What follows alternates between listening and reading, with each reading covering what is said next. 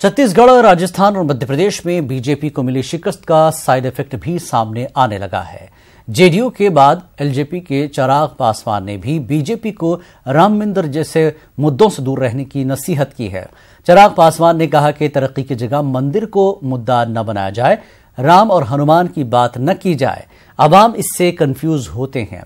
चिराग पासवान के बयान से अजीम इत्तेहाद के लीडर गुदगद हो गए हैं।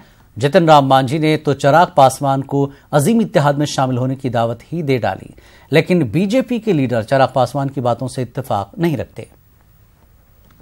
समझने की जरूरत जरूर है कि चुनाव का आपको एजेंडा सेट करने की जरूरत है। भारतीय जनता पार्टी और खासतौर पर एनडीए का जो मोटो रहा है वो हमेशा डेवलपमेंट रहा है। कहीं ना कहीं जब इस पर राम मंदिर, इस पर हनुमान इस तरीके से जब हावी होने लगते हैं तो जनता भी कहीं ना कहीं एजेंडे से भ्रमित होती है और आपसे निराश होती है, क्योंकि आपसे वो एक्सपेक्ट नहीं किया जाता है। यदि ऐसा चिराग ने कहा है तो हम चिराग को धन्यवाद देते हैं। उसको कहना ही चाहिए, भाजपा को समझना चाहिए, सुधार करना चाहिए, और अगर भाजपा नहीं सुधरती है तो चिराग का स्थान भाजपा और एनडीए में नहीं होना चाहिए। इलेक्शन अलग चीज है, उसके कई कारण होते, समीक्षा हम करेंगे जाकर के, इससे कोई अंतर नहीं पड़ा जाकर के है। मैं समझता हूँ भगवान का राम का नाम लेने से, हनुमान जी का नाम लेने से हमारे वोटों पर अंतर नहीं पड़ा है जाकर के, मैं समझता हूँ। एलजेपी सदर रामविलास पासवान को लेकर आरजेडी के कौमी नायब सदर रघुवंश प्रसाद सिंह ने बड़ा बयान दिया है। रघुवंश प्रसाद सिंह ने कहा कि कुशवाहा के बाद रामविलास पासवान भी जल्द एनडीए छोड़कर अजीम इत्तेहाद में शामिल होंगे।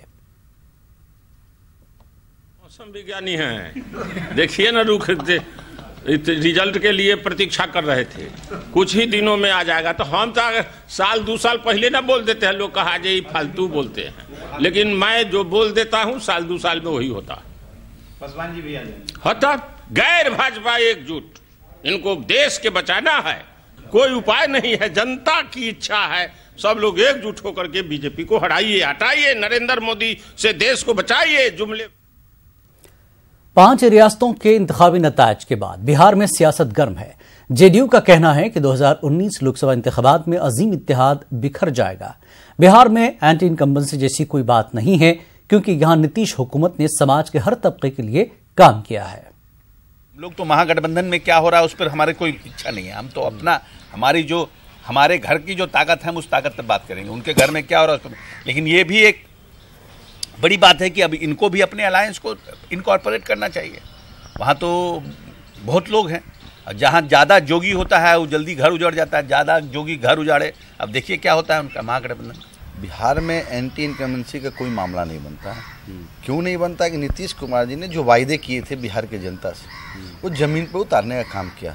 लगातार बिहार के जनता का सेवा कर रहा, सभी वर्गों के लिए उन्होंने काम किया। तो मुझको लगता है कि यहाँ कोई एंटी इनकम्बेंसी का कोई असर पड़ने वाला नहीं। 5 रियासतों के चुनावी नतीजे के बाद अब नजरें 2019 के लोकसभा इंतखाबात पर हैं। हार से सबक लेकर बीजेपी जीत की हिकमत अमली बनाने में जुट गई है। पार्टी को मोदी हुकूमत के फ्लैगशिप प्रोग्राम पर भरोसा है। बीजेपी मंसूबों के इस्तेफादा कुनंदगान की मैपिंग करा रही है, तो वहीं कांग्रेस मरकजी मंसूबों की नाकामी की कहानी और आदाद शुमार जुटाने में जुट गई है। आयुष्मान भारत दुनिया की सबसे बड़ी योजना है। उज्ज्वला योजना, घर घर बिजली जाना, खेत तक पानी पहुंचने की सारी प्रक्रियाएं प्रारंभ भी हुई नहीं है, बड़ी प्रगति से उसमें हुई है, आगे की ओर बढ़ रहा है। जनधन योजना है, सड़कों का निर्माण है, और 4.5 वर्षों में देश गरीबी से हटकर समृद्धि की ओर बढ़ रहा है। और जितनी योजना देश में चल रही है वो तो तमाम कांग्रेस की योजनाओं का नाम बदल बदल के चला रहे हैं। इनके पास तो न कोई कार्यक्रम है, न कोई नीति है। नीतीश कुमार और योगी आदित्यनाथ की मुलाकात पर सियासत शुरू हो गई है। दोनों की मुलाकात पर आरजेडी ने सवाल उठाए हैं और नीतीश कुमार पर निशाना साधा है। आरजेडी के जरिए उठाए गए सवाल पर जेडीयू और बीजेपी ने पलटवार किया है। धर्मनिरपेक्षता की बात करते हैं या सामाजिक न्याय की बात करते हैं, सब ढकोसला है। अब योगी आदित्यनाथ को जो माला पहनाता है वो अपने आप को कहे कि हम धर्मनिरपेक्ष हैं, उसको ढकोसला के अलावा क्या कहा जा सकता है। संस्कार अगर सीखना है तो माननीय नीतीश कुमार जी सीखिए। राजनीति का प्रोटोकॉल होता है। हाँ, आपको इस बात का एहसास नहीं होगा माननीय तेजस्वी यादव जी, क्योंकि आप ऐसे पुत्र हैं कि अपने पिता के बीमारी के हालात में भी उनकी सेवा न करने का कुसंस्कार आपका है। नेता विपक्ष हैं और आपको और आपके शहर में, राज्य में जब कोई माननीय मुख्यमंत्री सबसे बड़े राज्य का जब आते हैं तो और शालीन भाषा के बजाय अभद्र टिप्पणी करना इस बात का परिलक्षित होता है, अपने चरितार्थ को वो उजागर करता है। मुजफ्फरपुर शेल्टर होम के गैर कानूनी तामीरात को मुनहदम करने का काम शुरू हो गया है। सुप्रीम कोर्ट के सख्त एतराज के बाद ओहदेदारों की मौजूदगी में 5वीं मंजिल से गैर कानूनी तामीरात को मुनहदम करने का काम शुरू किया गया है। शेल्टर होम के घनी आबादी के दरमियान होने की वजह से इन्हदामी कार्रवाई पूरी एहतियात के साथ की जा रही है।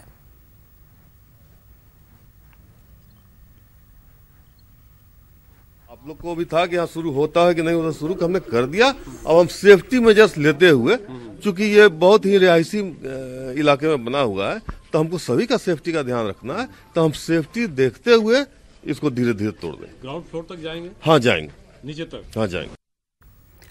बीजेपी के फायर ब्रांड लीडर और मरकजी वजीर गिरिराज सिंह ने एक खास तबके को लेकर एक मरतबा फिर मुतनाज़ा बयान दिया है। दिल्ली में पार्लियामेंट हाउस पर हुए दहशतगर्दाना हमले की बरसी के मौके पर इजहार ख्याल करते हुए गिरिराज सिंह ने कहा कि इस बात पर तबादला ख्याल होना चाहिए कि आखिरकार दहशतगर्द एक ही तबके से क्यों आते हैं।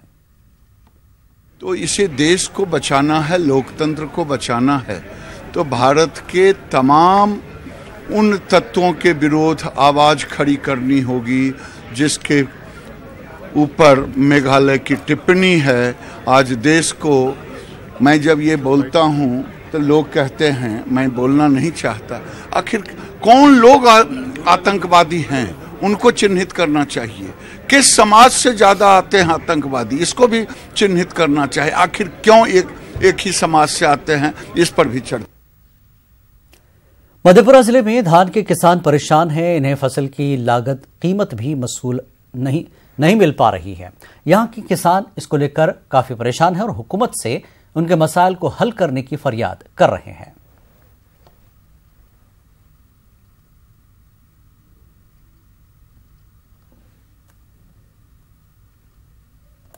धान कम बेस भेलै, 900 टका लै छै, 1000 टका लै छै, 700 टका मांगे छै।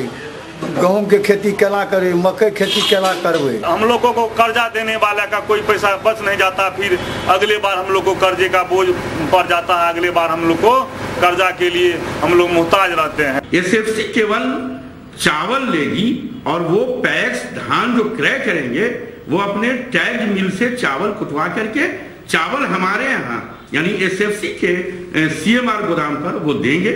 वहां पर सीएमआर के एजीएम होते हैं जो प्राप्त कर लेंगे और फिर वो चावल हम लोग उसको फिर डीलर को भिजवा देते हैं ताकि वो जन वितरण में वो चला जाता है।